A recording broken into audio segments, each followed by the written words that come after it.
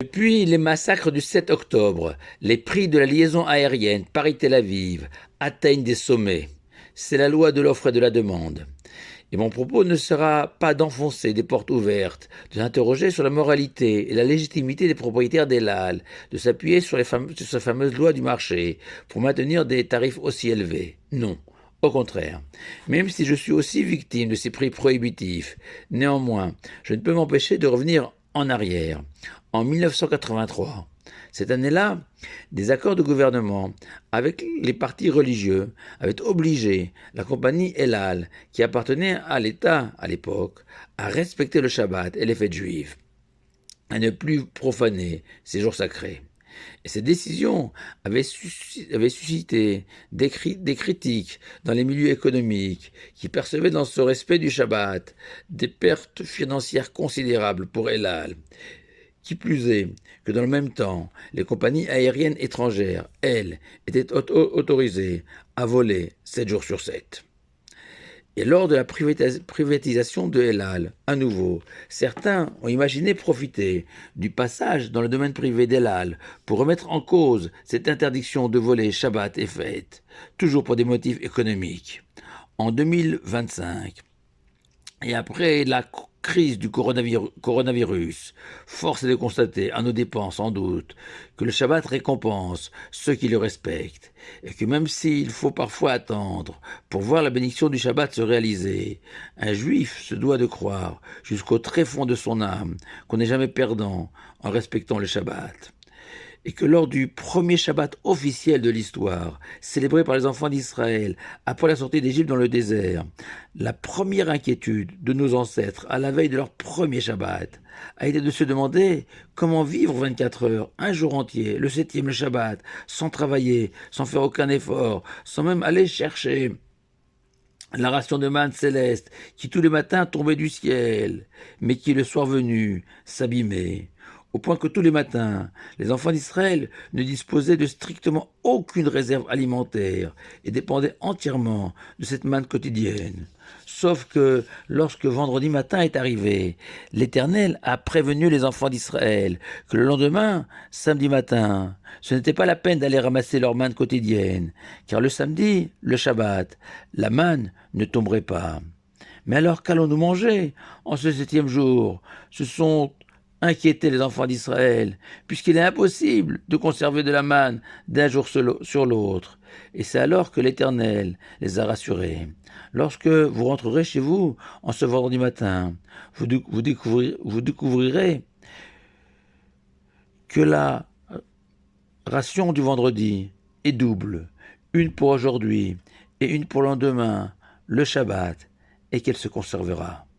Ainsi, dans l'ADN du Shabbat apparaît cette idée clé que le Shabbat est porteur d'une bénédiction infinie, non seulement spirituelle pour notre âme, notre bien-être, mais aussi une bénédiction matérielle, et que même si pour les enfants d'Israël, ils ont été témoins dès les premiers instants de cette bénédiction, puisque la veille même de Shabbat, ils avaient déjà reçu une double part de manne.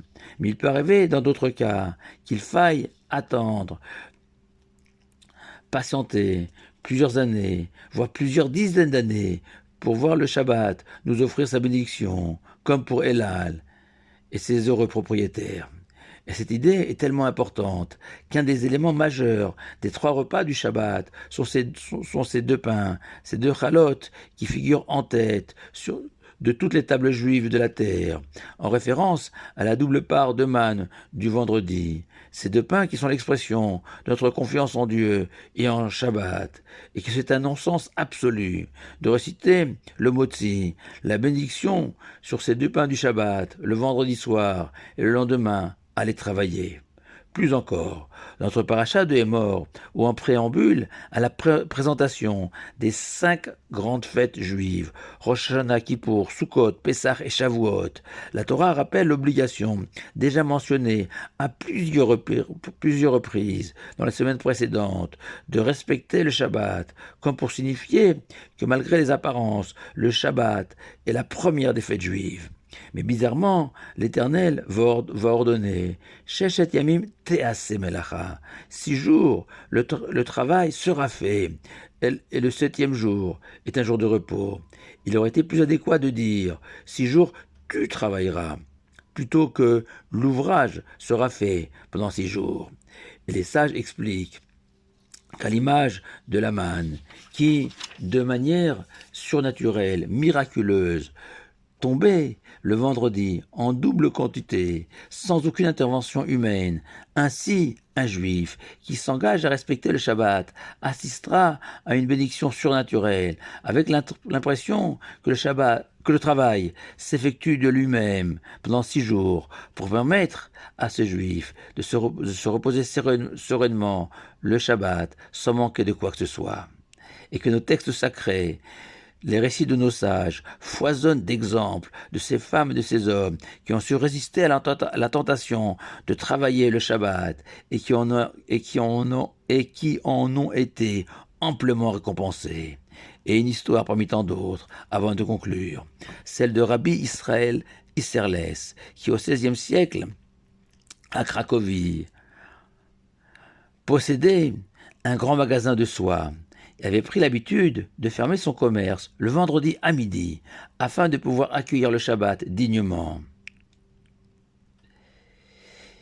Mais, une fois, un prince s'est présenté un vendredi pour effectuer un achat considérable de soie, sauf que la vente s'est prolongée et que midi est arrivé, et Rabbi Israël s'est tourné vers ce prince pour lui indiquer qu'il devait fermer son magasin à l'honneur du Shabbat.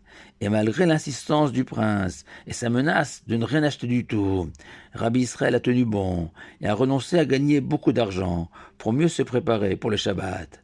Et Rabbi Israël et son épouse Malka ont donné naissance à un petit garçon, Moshe, qui deviendra le maître incontesté de tout le judaïsme ashkénaze, puisqu'il est le co-auteur du Shulchan Aruch, le Code des lois, avec Rabbi Yosef Karo pour les séfarades. Face au prix des vols par Tel Aviv, certains supplient le gouvernement israélien d'intervenir. Personnellement, je préfère prier pour la paix en Israël et le retour d'une concurrence saine entre les compagnies aériennes. La paix, justement, ne nous souhaitons-nous pas Shabbat Shalom, car le Shabbat est aussi le garant de la paix. Shabbat Shalom à vous tous.